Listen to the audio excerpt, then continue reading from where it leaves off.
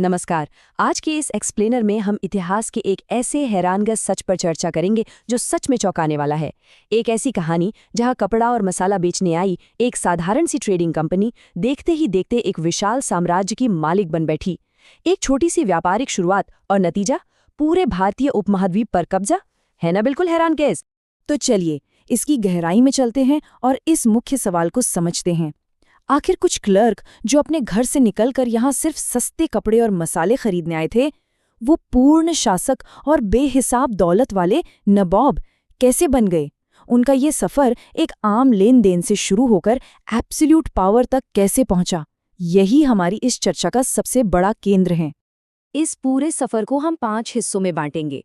पहला, व्यापारी से शासक तक का सफर। दूसरा, युद्ध और धोखे। तीसरा, उनकी विस्तार की नीतियां। चौथा, प्रशासनिक तंत्र का निर्माण। और आखिरी, सिपाही सेना की स्थापना। तो शुरुआत करते हैं अपने पहले हिस्से से, व्यापारी से शासक। 1600 के दशक की शुरुआत में सिर्फ ब्रिटिश ही नहीं बल्कि फ्रेंच, डच और पोर्टुगीज जैसे कई यूरोपीय ताकतें यहाँ आईं। सबका एक ही मकसद था। इनके बीच भारी टक्कर शुरू हुई और इस उलट-पलट में एक नया शब्द उभरकर सामने आया, नवाब। असल में भारत आने वाले ज्यादातर ब्रिटिश क्लर्क बिल्कुल खाली हाथ आते थे, लेकिन यहाँ आकर स्थानीय नवाबों को डरा धमकाकर और कड़े भ्रष्टाचार के जरिए उन्होंने खुद को अरबपति बना लिया। इसे समझने के लिए बस एक उदाहरण लेते हैं। जैसे किसी रेजिडेंशियल कॉलोनी में सब्जी बेचने आने वाला एक साधारण व्यक्ति अचानक उसी कॉलोनी के बीचों बीच अपना एक विशाल किला खड़ा कर ले। बिल्कुल वैसा ही हुआ था। ये टाइमलाइन उस वक्त की पूरी तस्वीर साफ कर देती है। 1600 में इन्हें सिर्फ व्यापार करने का रॉयल चार्टर यानी इजाज़त मिली थी, पर वक्त बदला और 1757 में प्लासी का युद्ध, फिर 1764 में बक्सर का युद्ध हुआ। उसके बाद सीधे 1765 में दीवानी अधिकार मिल गया, यानी पूरी अर्थव्यवस्था पर कब्जा।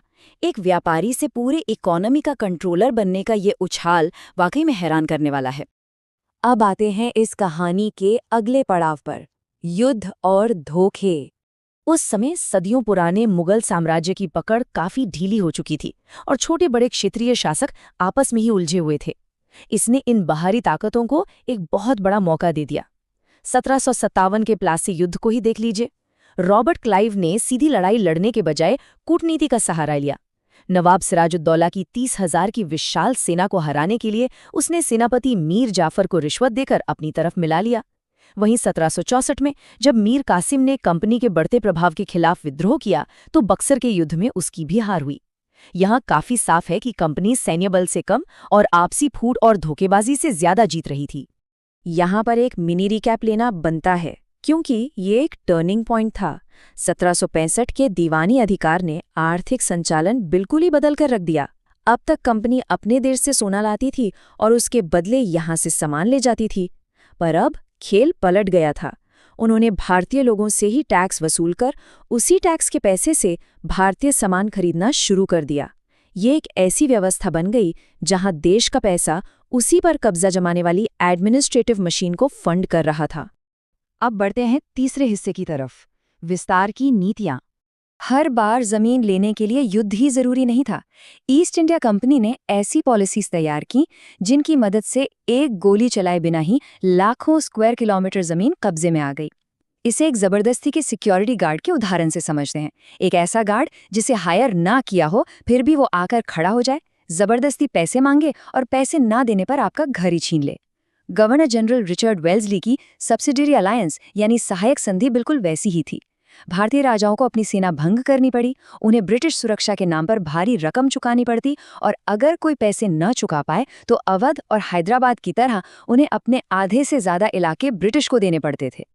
असल में सेना की बंदूकों की जगह कानूनी दावपेच काम आने लगे थे। लॉर्ड डलहौजी का डॉक्ट्रिन ऑफ लैप्स यानी व्यपगत का सिद्धांत एक ऐसी ही लूप होल वाली नीति थी। नियम बड़ा सीधा और अजीब था। अगर किसी भारतीय राजा की मौत हो जाती है और उसका अपना बायोलॉजिकल पुरुष उत्तराधिकारी यानी बेटा नहीं है, तो वो पूरा राज्य औकात में खारिज होकर सीधे कंपनी का हिस्सा बन जाएगा। बिना लड़े जमीन हथियाने का ये कानून बड़ी तेजी से इस्तेमाल हुआ। सातारा, संभलपुर, उदयपुर, नागपुर और झांसी जैसे राज्यों को बिना किसी लड़ाई के एनेक्स कर लिया गया। पर अवध का मामला थोड़ा अलग था। वहां ये कानून ठीक से फिट नहीं बैठ रहा था, तो कंपनी ने वहां के नवाब पर कुशासन यानी मिस गवर्नमेंट का आरोप लगाकर राज्य पर कब्जा कर लिया। ये दिखाता है कि विस्तार का जुनून किस हद तक बढ़ चुका था। चलिए अब आते हैं चौथे हिस्से पर, प्रशासनिक तंत्र का शासन। जमीन तो हाथ में आ गई थी, पर यहाँ एक प्रैक्टिकल प्रॉब्लम थी। करोड़ों लोगों की आबादी पर नियंत्रण कैसे रखा जाए, खासकर जब कंपनी के पास अधिकारियां बेहद कम थे। जैसे किसी बड़े भीड़-भाड़ वाले स्कूल को मैनेज करने के लिए अलग-अलग हाउसेज में बांट दिया जाता है ना, वॉरेन हेस्टिंग्स ने ठीक वैसा ही सिस्टम बनाया। उन्होंने इन विशाल क्षेत्रों को 3 मुख्य हिस्सों में बांट दिया, बंगाल, मद्रास और बॉम्बे। इन्हें प्रेसिडेंसीज कहा गया। हर एक प्रेसिडेंसी का निर्देशन एक गवर्नर को सौंपा गया और इन तीनों को सुपरवाइज करने के लिए बनाए गए सर्वोच्च अधिकारी गवर्नर जनरल। सिस्टम सेट करने के बाद बारी आई कानून की। 1772 में एक ड्यूअल कोर्ट जस्टिस सिस्टम यानी दोहरा न्यायिक तंत्र स्थापित किया गया। हर जिले में 2 अदालतें बनी। फौजदारी अदालत क्रिमिनल मामलों के लिए थी, जहां काजी और मुफ्ती परंपरागत इस्लामिक कानून पर काम करते थे, पर यहाँ कड़ी ब्रिटिश निगरानी थी। दूसरी ओर थी दीवानी अदालत, सिविल मामलों के लिए। इसका प्रभारी एक यूरोपियन कलेक्टर होता था, जिसे स्थानीय हिंदू और मुस्लिम विद्वानों की मदद लेनी पड़ती थी। ये पारंपरिक कानूनों और ब्रिटिश कड़े नियंत्रण का एक काफी असहज सम्मिश्रण था। इस नए सिस्टम में शुरू में एक बड़ी समस्या आई। अलग-अलग क्षेत्रों के ब्राह्मण पंडित धर्मशास्त्रों की बिल्कुल अलग-अलग व्याख्या करते थे, जिससे यूरोपियन जजेस पूरी तरह कंफ्यूज हो जाते थे। इस कॉन्फ्लिक्ट को खत्म करने के लिए 1775 में 11 पंडितों को बैठाकर समस्त हिंदू कानूनों का एक यूनिफाइड डाइजेस्ट बनवाया गया। और फिर ताकि जज इसे पढ़ और समझ सकें, एन.बी. हलहेड द्वारा इस पूरे दस्तावेज का अंग्रेजी में अनुवाद करवाया गया। ये पूरी कोशिश कानून को यूनिफॉर्म बनाने के लिए थी।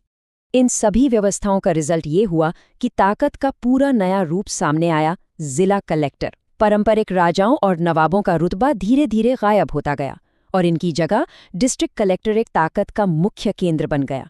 एक कलेक्टर का मुख्य काम था रेवेन्यू और टैक्स इकट्ठा करना और अपनी नई पुलिस फोर्स और जजेस के सहारे पूरे जिले पर एब्सोल्यूट अथॉरिटी बनाए रखना। और अब बढ़ते हैं आखिरी और 5वें हिस्से की तरफ, सिपाही सेना का निर्माण।